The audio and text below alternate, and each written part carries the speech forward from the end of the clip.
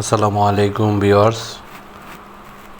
আন্ত উপজেলা বা আন্ত বিভাগ বা জেলা উপজেলা এই বদলির কারণসমূহ বা সংযুক্তিসমূহ নিয়ে আমি এখন আলোচনা করব। আপনি এক উপজেলা থেকে আরেক উপজেলায় বদলি হন অথবা এক জেলা থেকে আরেক জেলায় বদলি হন, সেখানে কী কারণে আপনি বদলি হবেন কয়েকটি কারণ নিয়ে আমি আলোচনা করব। এক নম্বর কারণ হলো আবেদনকারীর স্বামী বা স্ত্রী, অর্থাৎ স্ত্রী যদি আবেদন করে স্বামীর কর্মস্থলেতে যায়, তাহলে কর্মস্থলের প্রত্যয়নপত্র লাগবে স্বামীর, এবং কাবিননামা বা বিবাহ সনদ লাগবে। আবার স্বামী যদি স্ত্রীর কর্মস্থলে যায়, তাহলে স্ত্রীর কর্মস্থলে ওই জেলায় বা ওই উপজেলায় কর্মস্থলের প্রত্যয়নপত্র প্রতিষ্ঠান প্রদান কর্তৃক নিতে হবে এবং তাদের কাবিননামা বা বিবাহ সনদ দিতে হবে, আপলোড করতে হবে। প্রতিবন্ধিতা সনদ দিতে হবে। একজন আবেদনকারীর শিক্ষকের তার ছেলে মেয়ে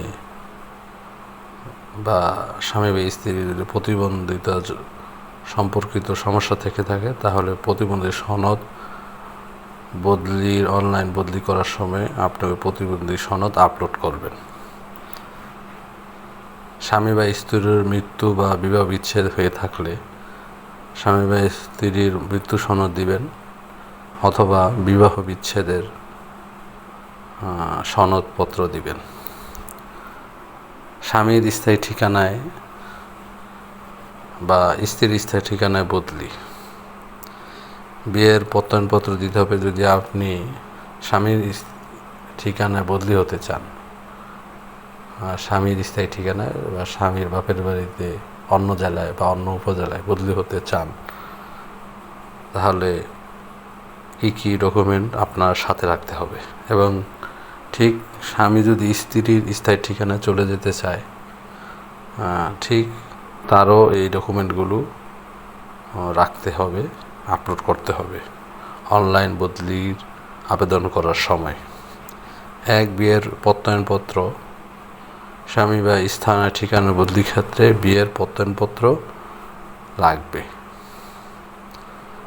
বা নিয়োগপত্র হলো 7 খ দ্বারা একটি নিয়োগ। সেটা হলো আবেদনকারী যদি 7 খ দ্বারা নিয়োগপ্রাপ্ত হয়ে থাকেন, অর্থাৎ নিজ উপজেলায় পদ শূন্য না থাকার কারণে আপনার নিয়োগকর্তা যদি অন্য উপজেলায় আপনাকে নিয়োগ দেয়, সেক্ষেত্রে নিয়োগপত্র সাবমিট করবেন। অবশ্য এই সংক্রান্ত বদলি ইতিমধ্যে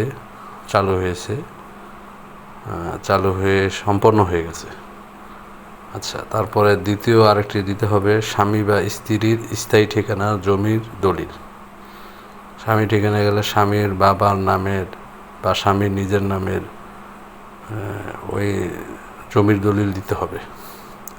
বা স্ত্রীর ঠিকানা যদি সে যেতে চায় কোনো শিক্ষক, তা স্ত্রীর ওই স্থায়ী ঠিকানার একটি জমির দলিল দিতে হবে, তার নামে বা তার বাবার নামে বা তার মার নামে।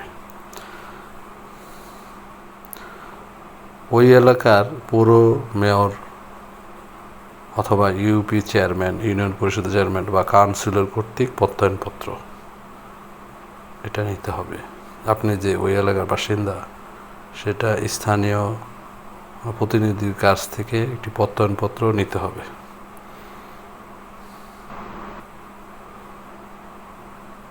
নাগরিক সনদপত্র নিতে হবে। সবচেয়ে ভালো হয় তাদের কাছ থেকে প্রত্যয়নপত্র নিলে সবচেয়ে উত্তম। বা নাগরিক সনদপত্র দিলেও হবে। ভূমি উন্নয়নের করের রসিদ। স্থায়ী ঠিকানা যে বদলি হবেন, আপনার